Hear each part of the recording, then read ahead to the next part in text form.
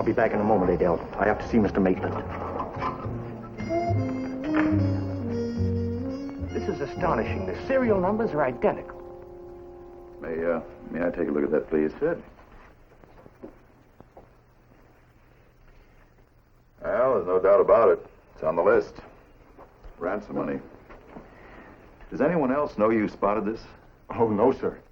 Oh, I'm sorry. I should explain. You see, I'm a federal agent working undercover. That's right. We were just discussing the matter. Now, at this stage of the investigation, absolute secrecy is essential. If you should find any more of these bills, not a word to anyone. You bring them at once to Mr. Maitland. I'm very proud of you, Wiley. I'll see that you get a raise for this. Why, thank you, Mr. Maitland, sir. Thank you very much.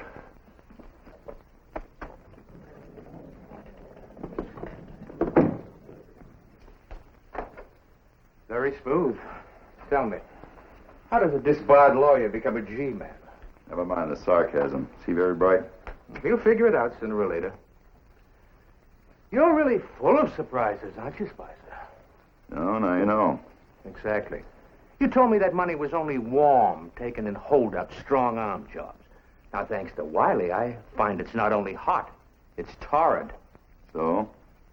So, I want a better rate of exchange. Let's be specific, huh? Precisely this. I've been paying you 50 cents for every hot dollar, right? So far? Well, from today on, you're going to get 25 cents. On the dollar. You hear remarkably well. I'll take it up with my client. Oh, I'm your client too, Spicer. I'll take it up with your other client. Believe me, Mr. Maitland, if I can't persuade him, you certainly won't. Well, now you're evading the issue like any good lawyer should, of course. Consider this. Your other client knows me. Now, I've got to know him, too, or I've got no protection at all. I'll concede that. Thursday evening? Fine. My office, 6 o'clock. My client will be there. 20,000 at the new rate? Fair enough. Oh, say, meant to tell you. You remember that girl you met at my party the other night? You know, the blonde one, very pretty. Oh, I met several girls at your party. Not like Kitty. She asked about you the other day. Kitty? Oh, yeah. Very nice. Yeah, I think she'd like to see more of you. Now, if you're willing, I could ask you to come by on Thursday. You know, a couple of drinks and dinner. Why not? Say about 7:30? 7:30.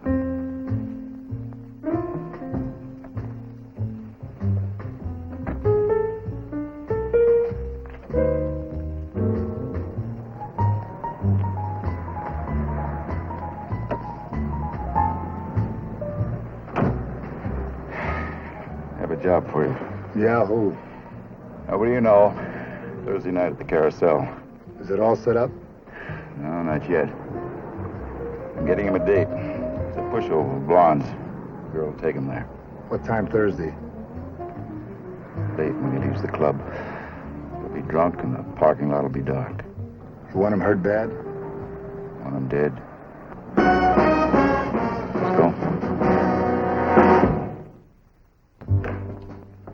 Come on, sugar. Come on, I'll drive you to my place for a nightcap. I can't drive, huh?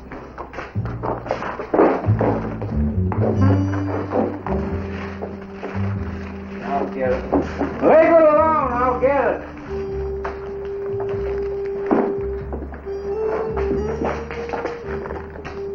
Let's go.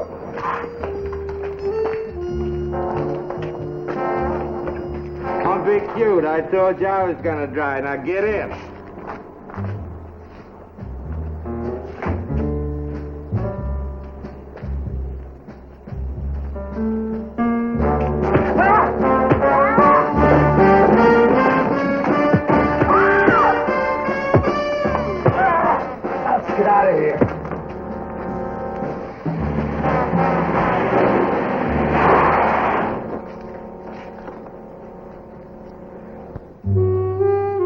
Homicide questioned both patrons and personnel of the Club Carousel, but it appeared Paul Maitland had been killed in a drunken brawl.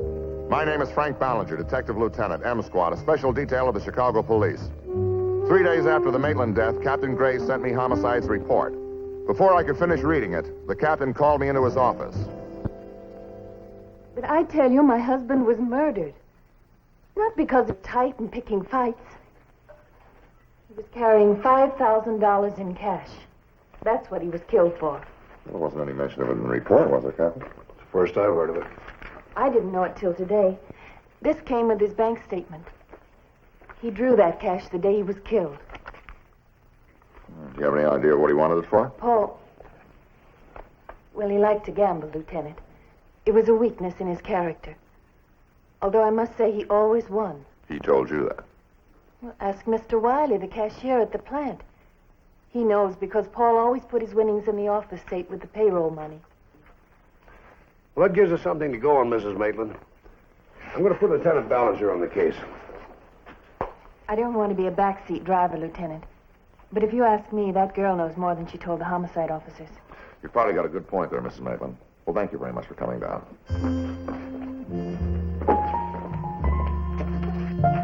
Kitty Osborne lived in pretty shabby surroundings for a girl suspected of rolling a drunk for $5,000. In person, she seemed even less like a big money operator. Although she tried to talk tough, I knew she was scared. Look, Lieutenant, I've got nothing more to tell you than I told the other cop. It was the first time I ever went out with Mr. Maitland, so why should I stay and get myself killed for somebody I hardly knew? Well, you could have gone for help. If somebody sees a dog run over, they'll do that much. Okay, so I got no feelings. Cut me open, I bet I wouldn't even bleed. You'd bleed. Where did you say you met Maitland? I didn't say. Did he mention anything about money? No, I was paid by Mr. Who cares? I met Mr. Maitland through Mr. Spicer. John Spicer. Yeah, I guess you know who he is. A disbarred attorney who's been playing hopscotch for the law. All I know, he's my friend, so no cop better push me around. How old are you, Kitty? 19, 20? Don't you wish? Then I'd be a juvenile and you could take me in for delinquency. I'm 21 and a half and I'll show you my ID. My birth certificate. Catherine Ololansky? Spring Hill, South Dakota. You're a long way from home. How long since you left? 5 years almost. I know why you're scared, Kitty. You saw Maitland murdered. And you know that even if you do keep your mouth shut, that somebody might decide that you're dangerous.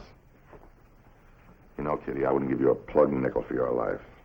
But there is one way out if you can see it. Help us solve this case. Once we get Maitland's killers, then you're in the clear. No, I can't. You want to tell me something, Kitty, but it's stuck in your throat.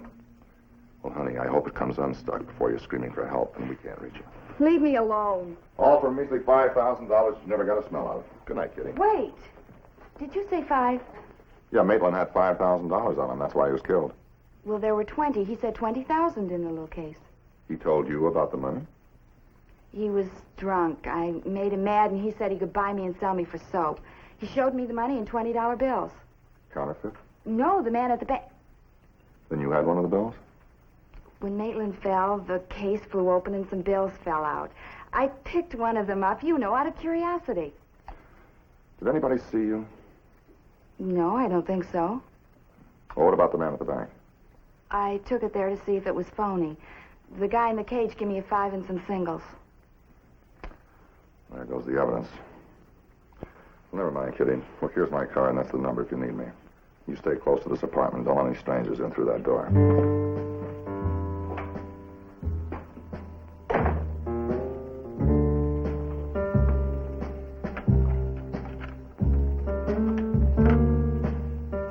Kitty had told me more than she realized. Her friend, John Spicer, was legal watchdog of the Futrello organization. And Futrello was a big-time mobster we'd been after for a long time. If Maitland's murder was a professional killing, this could be our first real lead to Futrello himself. I wanted to talk to John Spicer. Spicer liked to keep in shape, and I finally located him at his home away from home. But it was the big man, the karate expert, whom I stopped to watch.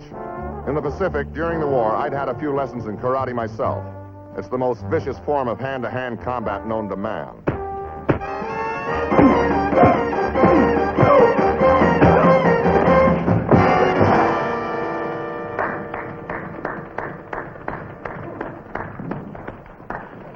Hello, Lieutenant. You know, I really enjoyed that. I'd offer you my hand, but it's a little sore. Well, you must be new at it. The real karate expert, he builds up a lot of cartilage around the bone and a big, heavy callus here, hard as a bone. That's how the Japanese police spot them. Police? I don't get it. Oh, don't let me bore you with the history of karate. It dates way back. You know, much like the thugs of India. But your instructor should know about that. By the way, he's good. Yeah, I know. Hey, Koski. Meet a fan of yours, Lieutenant Ballinger. Koski? Oh, that's what I mean. See the indentation there? And all the scar tissue? The samurai developed it after they were forbidden to carry swords. I guess you could call it a homegrown murder weapon. Oh, come now, Koski. You didn't mean anything personal.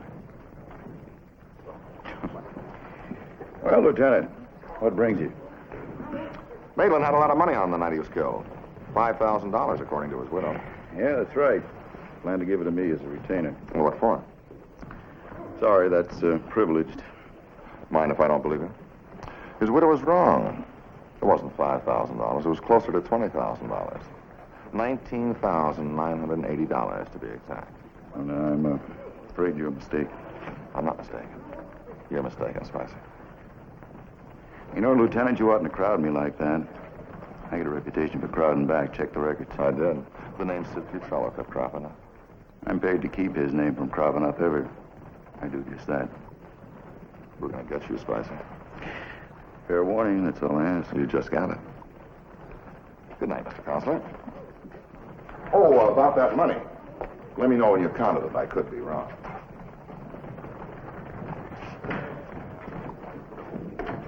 Koski.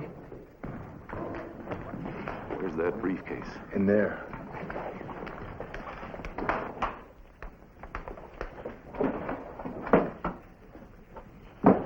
Is that your idea of a place to stash something?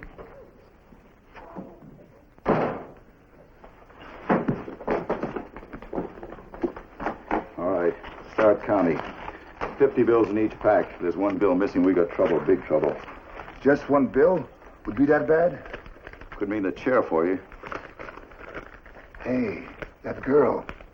What girl? The one who was with Maitland. She grabbed one of the bills when they fell out. You stupid goon. Well, I wasn't going to be put in jail for no stinking $20. Gotta get it back. I'll get the girl. No, wait a minute. She doesn't know what it is. What is it? Never mind. Forget it for the moment. We have more important things to do.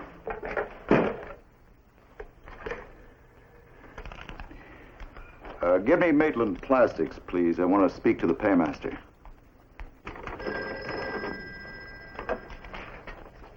Payroll. Yes, he is. For you, Mr. Wiley. Wiley speaking. Oh, hello, Mr. Wiley. We met the other day in Mr. Maitland's office.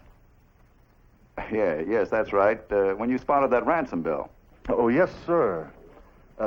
Do you think that might have had anything to do with Mr. Maitland's murder? No, sir. No, I haven't mentioned it to a soul. You said to keep it to... Yes, that's right. We have Mr. Maitland's records here, Mr. Wiley, and we'd kind of like to have you verify some of the entries. You suppose you could drop by and help us out? Why, yes, sir. I'd be happy to do anything I can. That's fine, Mr. Wiley. You're a good citizen. Could you meet me in front of the Federal Building? Well, I do have a couple of things I want to clear up. Would 8 o'clock be all right? Good. I'll see you then. Mr.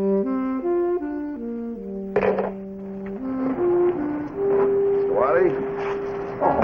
Oh, here, let me get that. After all you're doing us a favor. Oh, why, thank you, sir. All right.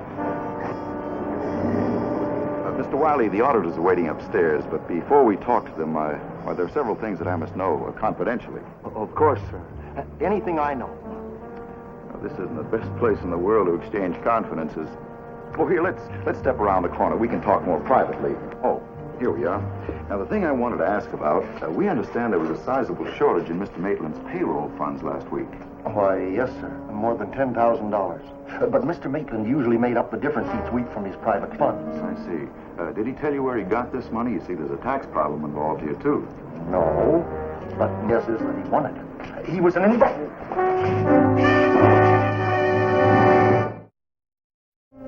And he never regained consciousness?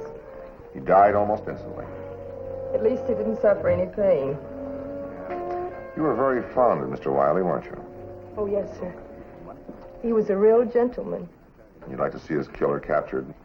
I would. Then try to think back over last week. Did Mr. Wiley do anything unusual or anything like that? No. Not unless you mean about the book. The book? Last payday we were making out the payroll and he stopped. Yeah, well, he stopped, and what did you do? Well, he took one of the bills and compared it with the list in the book. Here. He never did that before.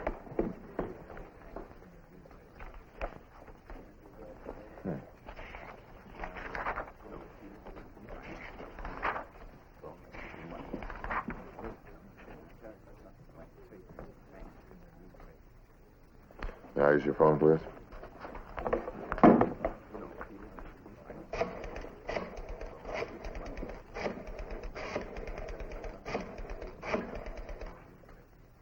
Captain Gray, please. Yeah. Frank, where are you? I'm down at the plant. See if this name rings a bell with you. Grolman. Grolman? Oh, yeah, sure. Kidnap murder about 10 years ago. Now I think I know where Maitland got that $20,000. Grolman? That's it. Look, jerk the file on him, see what we got. I'm on my way in. All right. Get me the inner city file on Grolman. It's Grollman. Kidnap murder about 10 years ago. Bring me everything you got. Now, get the medical report on Grolman. Cause of death. Multiple punctures of the chest cavity caused by the splintering of the fourth and third ribs. Presumptive weapon metallic and flat edge, since no gravel or wood splinters were found. Now, listen to the Newcroft's report on Maitland. I know. Broken ribs, pleural hemorrhage, flat edge, weapon, probably a tire iron. Oh, I'll agree that the M.O. is similar, Frank, but you still haven't got a case. $500,000 in ransom money that's never been uncovered. I think after 10 years, I figured they could risk it. And you think Maitland was buying hot money to unload in his employees' pay envelopes? He gave $5,000 for $20,000. At 25 cents on the dollar, it's got to be hot. Yeah. You know, that could explain the widow's story about her husband's gambling profits. But why would they kill him to get back money they were trying to unload? I think Maitland got greedy. They pretended to go along just to catch him off guard. Oh, Frank, it's all supposition. Look, a man is killed in 1949. Right. Last week, a man is killed here in the same way. Correct. But there's no connection between the two cases. Wiley's the link. He spotted that Grolman bill. He made some pencil marks on a list of serial numbers. And that's all you've got to go on, except that he's dead. Yeah, I know he's dead. And I know another thing. There's a man wandering around this town that the Tokyo police would love to arrest if they could get one look at his hands. Karate instructor? Yeah. You really think that Maitland's injuries could be caused by a man's bare hands? They could, believe me. And I think they were. Turn this thing off. Koski, turn this thing off. You know, that caveman really knocks me out. I prefer the story on page 7 myself. Yeah, that was too bad about the old guy who got mugged. The streets ain't safe no more. Well, one more little obstacle and we can breathe easy again. The girl? When? Oh, I think you enjoy killing. It's a living. How about the medicine ball? Say, boss, do you know that deep freeze we got down at the lake? Of course, why? It reminds me of a coffin. You know, you put somebody in there, put a weight on the lid. All right, spare me the details. No, I mean it. No strain, no blood, no mark, and the stiff would be easy to handle. Wouldn't flop around. All right, that's enough. I'm going to get a shower. Then we'll go see the girl. Meanwhile, restrain your imagination, huh? Before we lose the girl, we've got to persuade her to give us that bill. I think she can be persuaded, boss.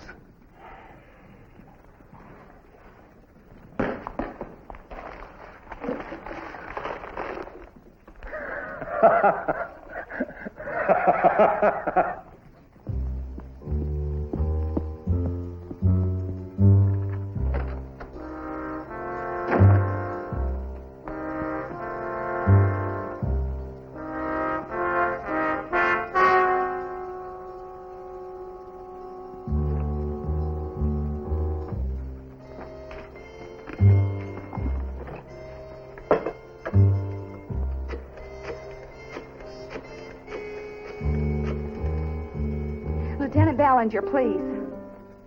Ballinger. Oh, yeah, Kitty. I lied to you. I still have that $20 bill. No, I didn't take it to the bank. I just made that up. Because I needed the money. You better get here fast because somebody wants it awful bad. I was worried about Kitty. On the phone, she sounded really scared, and the 5 o'clock traffic wasn't helping me get to her any faster.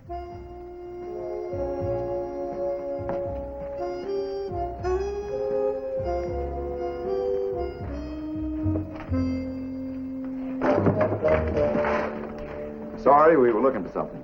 You didn't have to wreck the place. Now, Kitty, it was an emergency. You have a $20 bill. You picked it up the night Maitland was killed. I want it. I don't have it anymore. Believe me, I'd give it to you if I had it. No lies, please. It's the truth. That cop was here. He took it. If he had it, Kitty, I wouldn't be here. You think he didn't have to wreck that? Kosky.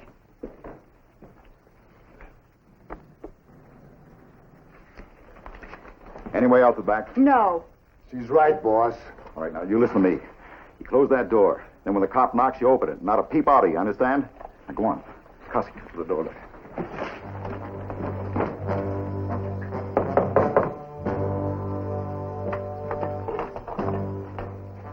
Oh, hi, Kitty. How are you today?